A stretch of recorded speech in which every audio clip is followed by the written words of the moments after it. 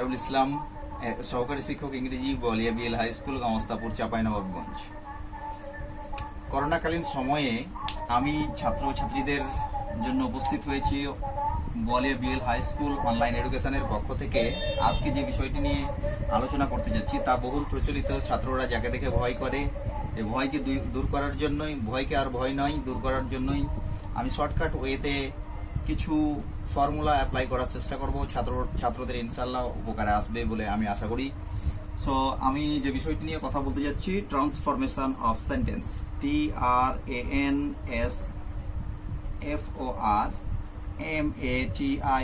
Transformation of sentence. Transformation এর বিশেষ করে ছাত্ররা যে জায়গাগুলোতে ভয় পায় তা হলো সিম্পল, কমপ্লেক্স এবং কম্পাউন্ড। তো আর সিম্পল, কমপ্লেক্স, কম্পাউন্ডকে ভয় নয়, জয় করতে হবে। সো আমি কিছু শর্টকাট ওয়ে দেখাতে চাই যেগুলো দেখি ছাত্ররা খুব সহজেই চিনতে পারে যে না, এটা সিম্পল সেন্টেন্স, এটা কমপ্লেক্স সেন্টেন্স এবং এটা compound sentence. Simple sentence, SIMPLE, simple, SENTENCE, simple sentence. complex, COMPLEX, complex sentence. And lastly, compound sentence, compound sentence. এছাড়াও পৃথিবীতে আরো এক প্রকারের সেন্টেন্স পাওয়া যায় যা কমপ্লেক্স কম্পাউন্ড সেন্টেন্স নামে পরিচিত, কিন্তু আমাদের নবম এবং দশম শ্রেণীর যে কোশ্চেনগুলো সেট হয়ে থাকে তার মধ্যে কমপ্লেক্স কম্পাউন্ড সেন্টেন্স পড়ে না, এটি সিলেবাস বহির্ভূত। তাই সিম্পল সেন্টেন্সগুলো আগে একটু চিনে নিই, কমপ্লেক্স সেন্টেন্সগুলো আগে চিনে নিই এবং কম্পাউন্ড সেন্টেন্সগুলো চিনে নিই। যদি চিনতে পারি তারপরে আমরা এগুলো পরিবর্তন করার জন্য একটা শর্টকাট ওয়ে অবলম্বন করব। কমপ্লেক্স সেন্টেন্সগুলো চেনার জন্য দুইটি সেন্টেন্সের মাঝামাঝি অ্যান্ড, বাট,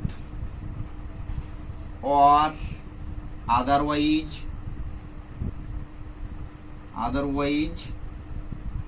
ইয়েট, এই সমস্ত কনজাংশনগুলো যদি দুটি সেন্টেন্সের মধ্যখানে আমরা পেয়ে যাই, চোখ মুখ বন্ধ করে আমরা এটাকে বলে দেবো কম্পাউন্ড সেন্টেন্স।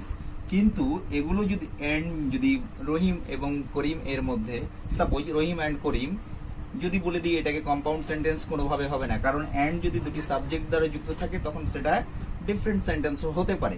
কিন্তু আমি আগেই বলেছি কম্পাউন্ড সেন্টেন্স হওয়ার জন্য দুটি সেন্টেন্সের মধ্যখানে অ্যান্ড অথবা বাট অথবা অর অথবা আদারওয়াইজ অথবা ইয়েট থাকবে। শুধুমাত্র সিম্পল সেন্টেন্সে to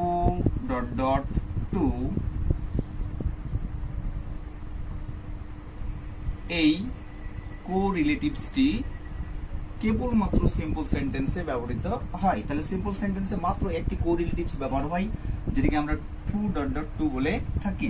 এটা নেগেটিভ সেন্সে ব্যবহার হয়। বাকি যতগুলো কনজাংশন আমরা দেখতে পাই সবগুলোই ব্যবহার হয় এই কমপ্লেক্স সেন্টেন্সে। তাহলে কমপ্লেক্স সেন্টেন্স কেনার একটা সোজা উপায় হলো and, but, or, yet, otherwise এবং to ব্যতীত যত প্রকার কনজাংশন রয়েছে সবগুলোই ব্যবহার হয় কমপ্লেক্স সেন্টেন্সে। ইভেন বা এমনকি WH ওয়ার্ড এগুলো আবার কমপ্লেক্স সেন্টেন্সে ব্যবহার হয়ে থাকে। তাহলে আমরা এখন ইজিলি বা শর্টকাট ওয়েতে বলতে পারি and, but, or, yet, otherwise যদি দুটি সেন্টেন্সের মধ্যখানে পাই তাহলে সেগুলো কম্পাউন্ড সেন্টেন্স, এবং WH ওয়ার্ড এবং দুনিয়ার যত প্রকার কনজাংশন আছে এই ব্যতীত যদি থাকে তো আমরা ওগুলোকে ইজিলি বলে দেবো এটা কমপ্লেক্স সেন্টেন্স। এবং সিম্পল সেন্টেন্সের বেলায় শুধুমাত্র একটি কোরিলেটিভস পাবো, সেটা হলো to. এই কোরিলেটিভসটি পেলে আমরা সেটাকে সিম্পল সেন্টেন্স বলতে পারবো। তাহলে যা হোক, আমরা এখন পর্যন্ত সেন্টেন্স, সিম্পল, কমপ্লেক্স, কম্পাউন্ড সেন্টেন্সগুলো আপাতত চেনার চেষ্টা করলাম।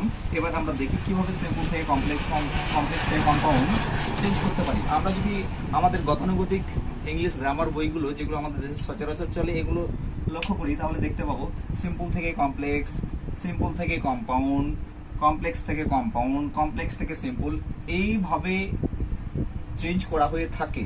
তো এইভাবে চেঞ্জ করা থাকলে ছাত্ররা প্রায় যে জিনিসটা উপলব্ধি করতে পারে যে তাদের মধ্যে ভুনা খিচুড়ি বা এই টাইপের জিনিস মাথার মধ্যে ঘুরপাক খায়, যে কখন সিম্পল থেকে কমপ্লেক্স করব, কখন কমপ্লেক্স থেকে কম্পাউন্ড করব। তাই তারা এটাকে বোঝা হিসেবেই মাথায় নিয়ে থাকে। তাই যা হোক, আমি আজকে সিম্পল, কমপ্লেক্স এবং কম্পাউন্ড একসাথে পরিবর্তন করার কিছু টেকনিক দেখাবো। প্রথমে সিম্পল সেন্টেন্সে ভার্ব ভার্ব যদি শুরুতে থাকে তাহলে ওর সাথে আইএনজি যুক্ত অবস্থায় থাকবে, তাহলে এটা সিম্পল সেন্টেন্স। কমপ্লেক্স সেন্টেন্স যদি করতে চাই এটাকে, তাহলে প্রথমে হোয়েন হোয়েন বা আফটার আফটার ব্যবহার করতে হবে। কম্পাউন্ড সেন্টেন্সের মধ্যখানে শুধুমাত্র একটা অ্যান্ড ব্যবহার করতে হবে, আর কিছু ব্যবহার করার প্রয়োজন নাই। যদি কম্পাউন্ড সেন্টেন্সের উভয় দিকটার সাবজেক্ট সেম হয়, তাহলে আমরা কম্পাউন্ড সেন্টেন্সের প্রথম সাবজেক্টটি লিখলেও চলে, দ্বিতীয় সাবজেক্টটি লেখার তেমন একটা প্রয়োজন বোধ হয় না। যদি তারপরেও ছাত্রছাত্রীরা এটা খুব তোমরা কঠিন মনে করো, তাহলে তোমরা সাবজেক্টটা লিখে দিতে পারো, কোনো সমস্যা নেই।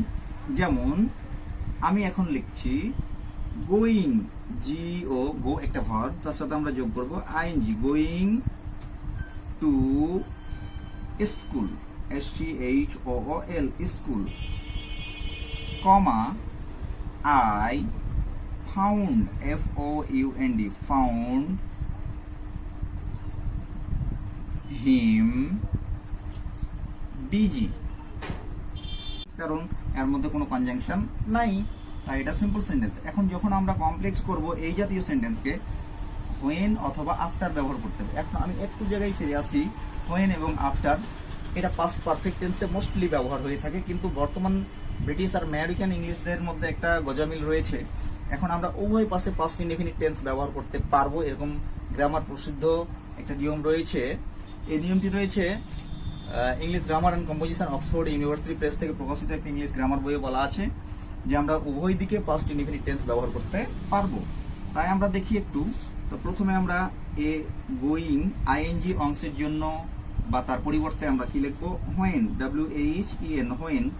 এখানে কোনো প্রকার সাবজেক্ট নাই, তাই আমরা কোন সাবজেক্টটা নিয়ে আসবো, সাবজেক্টটা নিয়ে আসবো ক্লজের সাবজেক্টটাকে নিয়ে আসবো। তাহলে হোয়েন আই, এবার আমি আগেই বলেছি পাস্ট পারফেক্ট টেন্সে হোয়েন আফটার ব্যবহার হয়ে থাকে, তাহলে সাবজেক্টের পর হ্যাড ব্যবহার করতে হবে, কারণ হ্যাড ব্যবহার না করলে এটা পাস্ট পারফেক্ট টেন্স হবে না। এখন এখানে ছিল ভার্বটা ছিল গো, তাহলে গো এর হেডের পরে আমরা মূলত জানি যে ভার্বের 3 নম্বর ফর্ম বা পাস্ট পার্টিসিপল ফর্ম ব্যবহার হয়ে থাকে। তাহলে গো এর পাস্ট পার্টিসিপল ফর্ম হলো গন, GONE, গন। কমা ছিল, কমাটা থাকবে। I found, FOUND, found him busy, BUSY, busy. তাহলে খুব সহজে আমরা কমপ্লেক্স করতে পারলাম। এবার একটু কম্পাউন্ড করার জন্য, যেহেতু কনজাংশন হোয়েন কম্পাউন্ডে রাখা যাবে না, শুধুমাত্র অ্যান্ড রাখতে হবে। কোথায়? মধ্যখানে, দুটো সেন্টেন্সের মধ্যখানে। তাহলে দুটো সেন্টেন্সের মধ্যখানে একটা কমা রয়েছে, এই কমার জায়গাতে যদি আমরা শুধুমাত্র অ্যান্ড বসিয়ে দিই এবং কমপ্লেক্সের হোয়েনটা তুলে দিই, তাহলে ইজিলি সেন্টেন্সটা কম্পাউন্ডে হয়ে যায়। এখানে আর নতুন করে আমরা সিম্পল থেকে কম্পাউন্ড, কম্পাউন্ড থেকে কমপ্লেক্স, কমপ্লেক্স থেকে সিম্পল, এই গোজামিল অবস্থায় আমাদের পড়তে হচ্ছে না। তাহলে দেখি, আই হ্যাড গন, সরি এখানে টু স্কুল, তাহলে I had gone to school and I found him busy. So this is the answer. আমরা এবার একটা নেক্সট এক্সাম্পল বা উদাহরণে যে গিয়ে দেখি কি হয়, এটা পারা যায় কি যায় না। আমি বলেছি সিম্পল সেন্টেন্সে শুধুমাত্র টু ডট ডট টু এই কনজাংশনটি ব্যবহার বা কোরিলেটিভসটি ব্যবহার হয়ে থাকে। তাহলে কমপ্লেক্স করার সময় টু এর বদল, যেহেতু টু দ্বারা তীব্রতা বোঝায়, শো দ্বারাও তীব্রতা বোঝায়, আর এই টু এর বদলে বা পরিবর্তে আমরা শুধুমাত্র একটা দ্যাট ব্যবহার করব। আর এখানে কি ব্যবহার করব, শো যেহেতু তীব্রতা বোঝায়, ভেরিও তীব্রতা বুঝিয়ে থাকে, আর দ্যাটের বদলে আমরা বসাবো একটা অ্যান্ড। খুব ইজিলি এই বাক্যটা হয়ে যায়। এখন দ্যাটের পরের অংশে মোডালের ব্যবহার লাগবে। কিসের ব্যবহার লাগবে? মোডাল ভার্বের। May, might, can, could, shall, should, will, would, ought to, need, dare, এই জাতীয় মোডাল ভার্বগুলোর ব্যবহার করতে হবে সেন্টেন্স অনুযায়ী। সেন্টেন্সটা প্রেজেন্ট টেন্সে হলে মোডালগুলো প্রেজেন্ট ফর্মে ব্যবহার হবে, সেন্টেন্সটা পাস্ট টেন্সে হলে মোডালগুলো পাস্ট ফর্মে ব্যবহার হবে। যেমন আমরা দেখি, she is too weak to walk, sentence. এটা কোন সেন্টেন্স? সিম্পল। কেন? এখানে টু আছে, এখানে টু আছে, তাই এটা সিম্পল সেন্টেন্স। এটা কমপ্লেক্স করার জন্য টু এর বদলে আমরা কি লিখবো? শো লিখবো। তাহলে সি ইজ শো, উইক ছিল উইক বসে যাবে, এটার বদলে একটা দ্যাট বসবে। কিন্তু এখন যদি আমরা এখানে ওয়াক লিখি তাহলে সেন্টেন্সটা পুরোপুরি হবে না, তাই মডালের ব্যবহার করতে হবে বলেছি। তখন আমাদের প্রথম সাবজেক্টটা বসাতে হয়। তাহলে she is so weak that she, এবার মডাল, এটা প্রেজেন্ট টেন্স, তাহলে ক্যান বসবে। আর এটা আমি আগেই বলেছিলাম টু ডট টু নেগেটিভ সেন্সে ব্যবহার হয়, তাহলে আমরা আমাদের অতিরিক্ত একটা নট যোগ করতে হবে। এখন কি ছিল? অক, WALK, ওয়াক। সো এটা একটা কি সেন্টেন্স হয়ে গেল? কমপ্লেক্স সেন্টেন্স হয়ে গেল। এবার কম্পাউন্ড করার জন্য সি ইজ সো এর বদলে শুধুমাত্র ভেরি বসে, উইক দ্যাট এর বদলে অ্যান্ড বসে, সি ক্যান নট ওয়াক। এখন যদি বলি যে এই সিটা ব্যবহার করব না, আমরা করতে পারি অ্যান্ড ক্যান নট ওয়াক, এটাও 100% সঠিক উত্তর।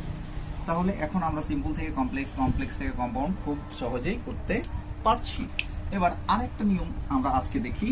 আজকের মতো আমরা 3টা নিয়ম শিখব, পরবর্তীতে আরো একটা আর বেশ কটা নিয়ম আছে।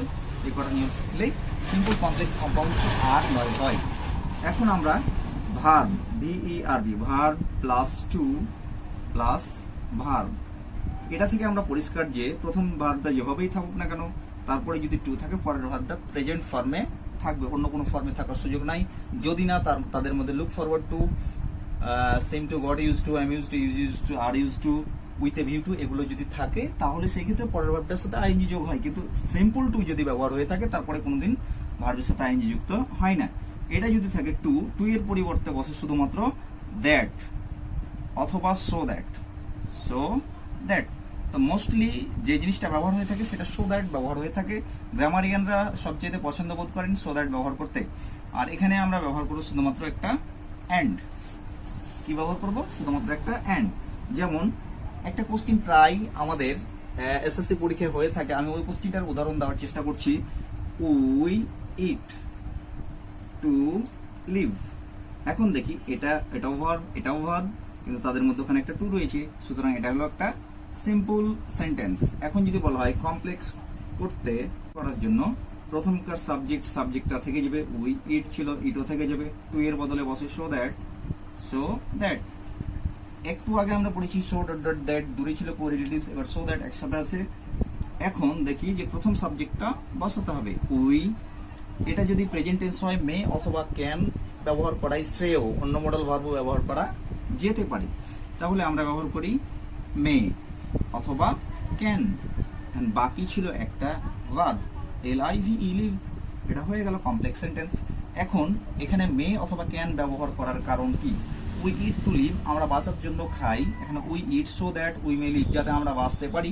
এখানে পসিবিলিটি বোঝাচ্ছে, তাই পসিবিলিটি বোঝানোর জন্য আমাদের অবশ্যই এই মোডাল ভার্বগুলো যেগুলো পসিবিলিটি বোঝায়, এই জাতীয় মোডাল ভার্বগুলো ব্যবহার করাই উত্তম। এখন এটাকে যদি বলা হয় কম্পাউন্ড করতে, POUND, কম্পাউন্ড করতে, কম্পাউন্ড করার সময় শুধুমাত্র এখানে একটা অ্যান্ড ব্যবহার করবো। We eat and we may live, অথবা মের বদলে আমরা কেন লিখতে পারি। তাহলে আজকে সুপ্রিয় শিক্ষার্থী বন্ধুরা, আজকে এই পর্যন্ত আমাদের সিম্পল কমপ্লেক্স কম্পাউন্ড থাকলো। এটুকু তোমরা নিশ্চয়ই বাসায় একটু চর্চা করবে। যদি চর্চা করো, দেখবা বোর্ড কোশ্চেন গুলো থেকে চর্চা করলেই দেখা যাবে যে তোমাদের আর সমস্যা বা সিম্পল কমপ্লেক্স কম্পাউন্ডকে আর ভয় করতে হবে না। পরবর্তী যে কোনো এক ক্লাসে আবার আমরা এখান থেকে শেষ করলাম, তার পরবর্তী অংশ থেকে শুরু করবো ইনশাআল্লাহ।